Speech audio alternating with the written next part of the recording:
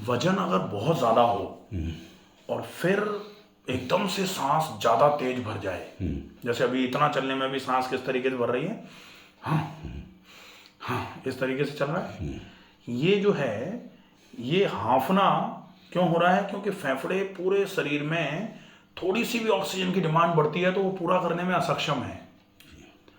और वजन के साथ एक प्रॉब्लम, जैसे जो सोते सोते एकदम से बेचैनी घबराहट हो गई, वो भी आ जाती है। नाक एकदम से चौक हो जाती, खर्राटे भयंकर आते हैं, हाँ, स्नोरिंग भी। हाँ बहुत भयंकर वाले। और ये जो चिन है ये डबल चिन होके यहाँ फूल गई है, ये फूला हुआ लग रहा है ना ये ऐसा ये। अच्छा। अब इसकी वजह से खर्राटे भी कैसे आएंगे?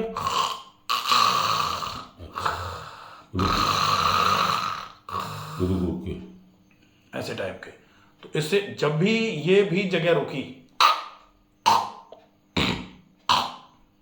अब तो सांस आ ही नहीं रही, तो फिर थोड़े समय के बाद ऐसा होगा कि ऑक्सीजन की कमी, जैसे होता है ना कि नाक और कोई मुंह बंद कर ले, उसके बाद एकदम इंसान घबरा जाता है अंदर से, तो वैसी घबराहट पैदा हो जाएगी। और वही घबराहट अभी हो गई थी, वैसी ही घबराहट थी। अब अपन बीपी की मेडिसिन लेते हैं, वो आज चुक गए और एकदम से ऑक्सीजन की कमी भी हुई, पल्पिटेशन भी हुआ, तो बीपी भी थोड़ा बढ़ गया। हाँ, आप सीपैप मशीन लगाते हैं लेकिन आप लेके नहीं आए। हाँ?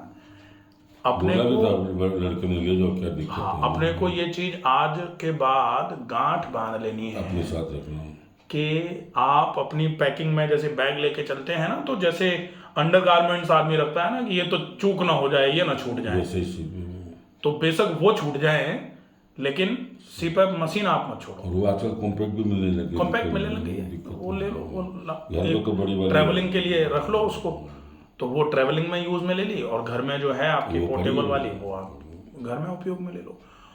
उसके बाद ये चीज भी विशेष ध्यान रखो। देखो क्या होता है कि जैसे आप जाग रहे हो और फिर आपको सांस नहीं आ रही तो आप विक्स लगा लोगे, आप मुंह खोल के सांस भर लोगे, लेकिन सोते सोते हम तो सो रहे हैं, नींद में है गहरी, तो इसीलिए इसको बोलते हैं स्लीप एपनिया। मतलब स्लीप मतलब आप सोते समय, ए मतलब नहीं, निया मतलब ऑक्सीजन, हवा शरीर में नहीं पहुंच पाने की वजह से, ऑक्सीजन शरीर में नहीं पहुंच पाने की वजह से जो बेचैनी घबराहट के साथ आप जागोगे भड़बड़ा के एकदम से, उसको बोलते हैं स्लीप एपनिक। जो एंजाइटी, स्लीप एपनिक, एक तरीके से फोबिया, एकदम से कभी कभी इतना ज़्यादा बेचैनी घबराहट हो जाती है कि अपने को ऐसा लगता है पता नहीं क्या ही हो गया होता। अभी वही हुआ था। हाँ, वो हुआ था। तो अब इस कंडीशन को अपने को ये जरूर समझ लेना है कि सीपैप मशीन, जैसे आजकल तो लोग ये भी कहने लग गए हैं सीपैप मशीन लगाने में कोई दिक्कत भी नहीं है, और वैसे हाँ, बस वही डॉक्टर बोले कोई कि दिक्कत नहीं है, आराम से लगाओ, क्या दिक्कत है? लगाइए। होता क्या है, सीपैप लगाने में नुकसान क्या है? अगर अपन नुकसान के बारे में सोचे तो एक नुकसान जो ये है कि प्रेशर से नाक से होते हुए हवा जाती है, लेकिन उसमें भी ह्यूमिडिफायर आने लग गए हैं आजकल, तो वो एयर मतलब हवा मतलब रूखापन, तो रूखापन तो करेगी नहीं क्योंकि ह्यूमिडिटी के साथ जाएगी एयर। ह्यूमिडिफायर आने लग गए हैं, वो पानी वाला आता है ना, एक छोटा सा चैनल पानी का अलग से लग जाता है, तो उसमें से होते हुए एयर पास करते हुए नाक से जाती है अंदर। लेकिन वो भी आप उसको कितने उसमें चला रहे हो कि कितना प्रेशर से हवा अंदर जा रही है। तो अगर ऐसे करके, जैसे वेंटिलेटर का मास्क होता है ना, आप तो लगाते हो, आपको तो बताइए, तो वेंटिलेटर की मास्क की तरह वो फिक्स हो जाता है मास्क ऐसे, और फिर हवा प्रेशर से दोनों नासिकाओं से होते हुए फेफड़ों की तरफ जाती है, तो वो कभी कभी फेफड़ों में एकदम से फुलाव क्रिएट कर देती है कि लगा तो प्रेशर से जाए जा रही है, जाए जा रही है, जाए जा रही है, लेकिन जनरली क्या होता है, हम सांस भरते हैं फिर सांस छोड़ते भी हैं, फिर सांस छोड़ते भी हैं, लेकिन यहां तो क्या है, यहां ऐसा नहीं है कि वॉशिंग मशीन की तरह ऐसे ऐसे करके घूम रहे हैं फिर ऐसे ऐसे करके घूमेंगे, वैसा थोड़ी है। वो तो केवल प्रेशर से हवा जा रही है। और क्यों जा रही है? क्योंकि अगर प्रेशर से नहीं जा रही तो एयरवेज क्लियर नहीं है, तो जा ही नहीं पा रही, तो जा नहीं पा रही ऐसी अवस्था ना आ जाए, इसके लिए लगातार प्रेशर से भेजी जा रही है। उसी को तो सीपैप बाईपैप मशीन बोला जाता है। अब अपने को ये ध्यान रखना है कि अगर अपन इस मशीन को छोड़ने का प्रयास कर रहे हैं तो उस केस में आप प्राणायाम सवेरे, दोपहर और शाम तीनों टाइम करना चालू कर दो। प्राणायाम मतलब किस तरीके से, जैसे राजस्थान में पानी की कमी होती है ना, तो ऊँट के लिए कहावत है कि ऊँट 30 दिन का पानी एक दिन में पी लेता है।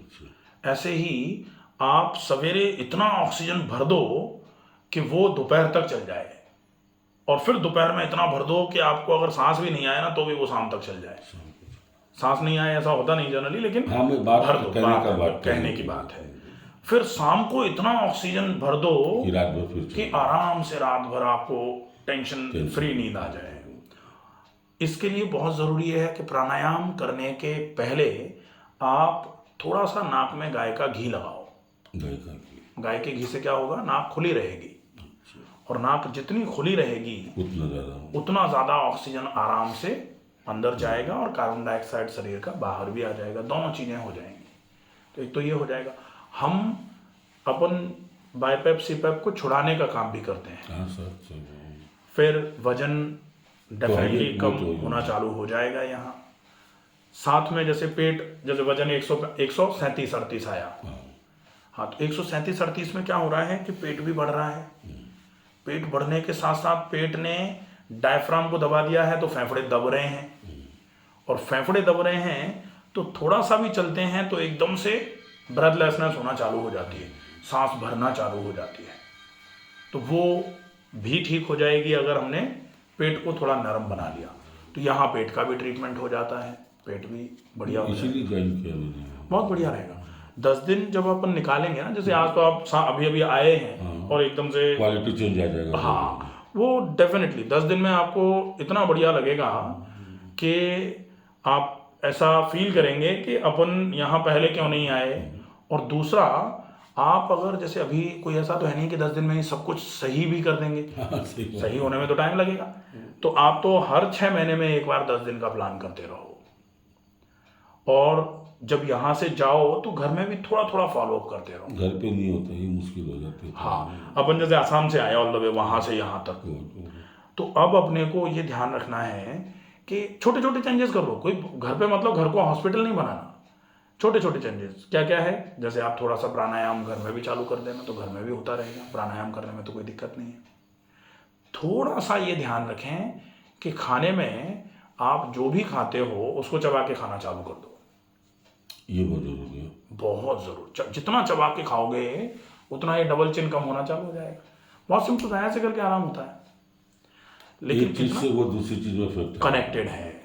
हाँ, इतना कनेक्टेड है कि जितना चबाओगे उतना ये कम होगा, जितना चबाओगे उतना ये चाल बढ़ेगी, गैस्ट्रोकोलिक रिफ्लेक्स बढ़ेगा तो पेट नरम होगा, जितना चबाएंगे उतना अच्छा पचेगा, और जितना ज्यादा चबाएंगे गैस्ट्रोकोलिक जितना अच्छा बढ़ेगा उतना ही क्लियर ज्यादा अच्छा हो जाएगा, पेट साफ भी हो जाएगा। नेचुरोपैथ तो में सारी चीजें किताब करेंगे। हाँ, एक डायलॉग लिखा था उसमें कि इंटेस्टाइन हैज नो टीथ। या बिल्कुल, कि आपके मुंह में दांत हैं, आपके आंतों में दांत है नहीं, तो मुंह से जितना चबा दोगे आप वही बस उतना ज्यादा काम आएगा आपके। तो चबाना कर लिया, पानी थोड़ा ज्यादा पी लिया, थोड़े व्यायाम का नियम बना लिया। अगर इतना भी कर लेते हैं ना घर पे जाके, तो कम से कम ये है कि यहाँ जो सीख के गए हैं, यहाँ जो फायदा लेके गए हैं, घर में बिगाड़ नहीं रहे उसको, फिर यहाँ मेंटेन कर लिया, फिर यहाँ आ गए, फिर थोड़ा फायदा ले लिया, घर में जाके फिर मेंटेन कर लिया। तो वैसे वैसे भी अगर अपन करेंगे तो लगभग अपन कोई ऐसा तो है नहीं कि अपने को कोई एक अल्टीमेटम है कि भाई महीने भर में ही ठीक होना है। अपन कोई बात नहीं, अपन 10-10 दिन करके लगभग साल भर में 4 बार आ जाएं, 2 बार आ जाएं, 2 साल में आ जाएं, लगभग 6 महीने में अपना तीर्थ स्थान इसको बना ले। बिल्कुल बनाना। हमने तो ऐसे टैगलाइन भी यही लिख रखी है, निराश रोगियों का तीर्थ स्थान। आप देखेंगे तो लिखा हुआ है बाहर, निराश रोगियों का तीर्थ स्थान, नवनीत प्राकृतिक योग चिकित्सा धाम बस्सी। नवनीत मतलब क्या हो? नवनीत मतलब मक्खन। अच्छा, ठीक है, तो आप तो निश्चिंत रहो, कोई दिक्कत नहीं है, बिल्कुल बढ़िया आराम हो जाएगा, बहुत अच्छा फायदा होगा। मैं अभी इलाज करवा देता हूँ, ठीक है। कि आपका नाम सर?